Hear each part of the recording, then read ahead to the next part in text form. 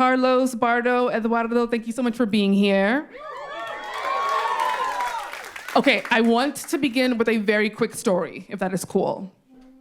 Okay, so here it goes. Before I was a KCRW DJ, I was an English teacher. This is back in 2011. I worked at a very small high school called Firebaugh High School in Linwood. One day, my colleague, shout out to Mr. Lima, he says, hey, I've booked a band to come play for the kids. You should stop by. I say, of course. Sergio Lima, absolutely. Yes, and so obviously the band is Chicano Batman. There were maybe 25, 30 students in attendance. You guys showed up. Y'all were dressed to the nines, looking good. You played a full set, even though there were only 30 students in attendance. And I was told that afterwards you stayed and you were so gracious and you answered those students' questions. So you guys do remember going to Firebaugh back in the day.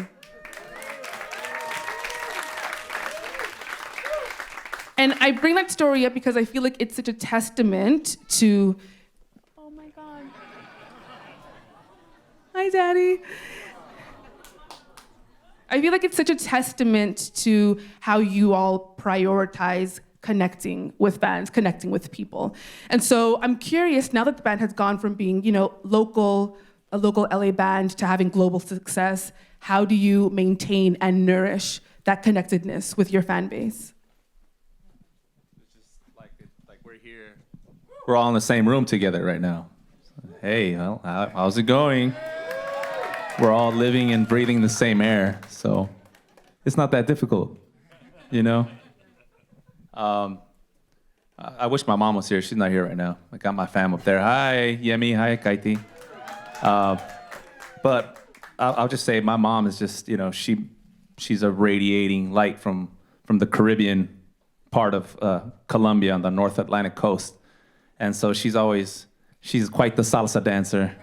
So when you have that kind of energy in your house, it oozes and it breathes and it makes you write beautiful music. I could just say that, Big shout out to my moms. I'm always gonna give a big shout out to my moms because that's who really, breathed life into me, literally, so.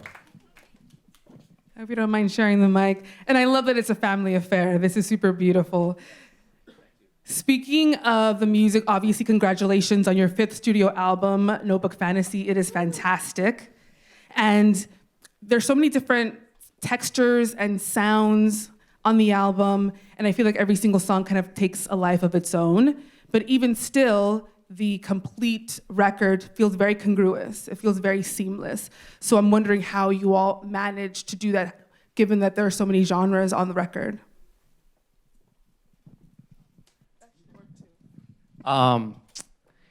So this record, we did what we've always done, which is we're breathing and we look at each other and we get in a circle and we play the music and record it live, So a lot of music nowadays is, compartmentalized. You do one thing at a time. That's very effective and amazing sounding as well. But for us, it's always been about looking at each other and communicating and playing together as one. And I feel like that's always been something that unites, no matter what the song is, slow song, fast song, sad song, Spanish song, English song.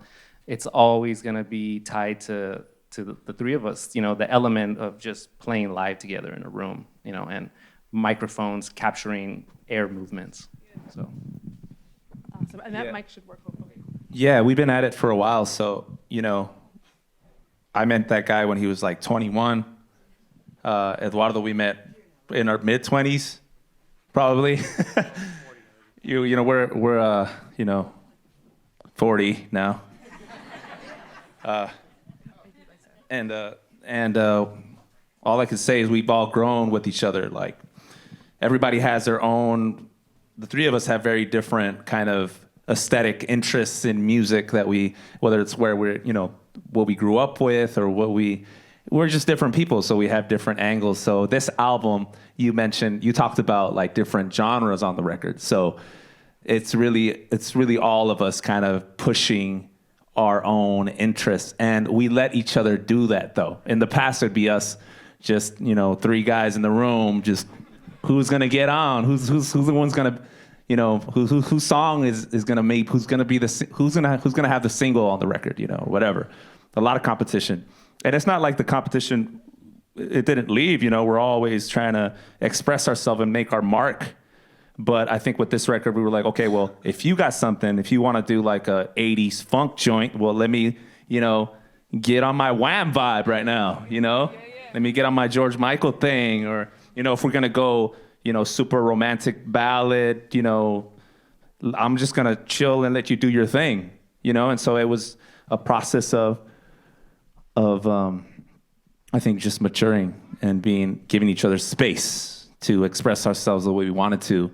And I think we've been doing it for so long where we could be, okay, I want to sound like that. And we could literally achieve it in the studio because we've been in so many studios. We know what it is to be in the studio and work with the gear and what sounds we need. How do we need the drums to sound? The drums got to sound like this. How do we need the bass, the guitar? You know, what is the aesthetic energy of the song? And we know how to package it, I think. So thank you for saying that. Absolutely. If I can add one thing. On this album, more than any of the other albums, there's a lot of trust, you know? And like, it's a relationship. So 16 years of building trust, losing trust, just like you and your friends, you and your brother. And that's one thing I've been thinking about lately, like parallels. You know, the song, we're just being real with it. What more are we gonna sing about? Something that, like, we have conviction over. You know, so the thing was, if you have conviction over it, then, you know, they're gonna listen.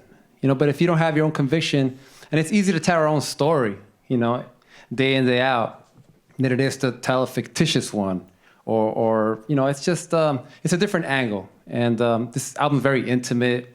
It crossed between paths because there's trust for everybody to dream about who they want to be, you know. And it was there were literal conversations like, oh, who you want to be? Let's just, hey, there's no shade on each other's sun on this one. Everyone shine. So then just mechanics of how to get that done was part of the journey, you know, and we're playing dope. I think we're just hot right now. And it's just, I mean, honestly, I just feel it in my, you know, we just do this. You know what I'm saying? We could have been like an urban planner, fucking masters in urban planning, you know, masters in Latin America, professor right here. It's just, you know, but we just went left with it, you know? And so we're here. We wouldn't be doing it, you know. We had that career fallback thing, you know what I'm saying? But, you know, it's just fun, and thank y'all for being here. It's just like to share this with us. Absolutely. I had so many questions to ask you, but we're going to hop into the music. I do want to say really quickly, though, it seems that one thing about Chicano Batman that has always been present, there's an honesty, there's a sincerity in the music. And so I just want to thank you for being truthful always. I want to thank you for that sincerity. And I want to thank you for being guests on Morning Becomes Eclectic right here on 89.9 KCRW.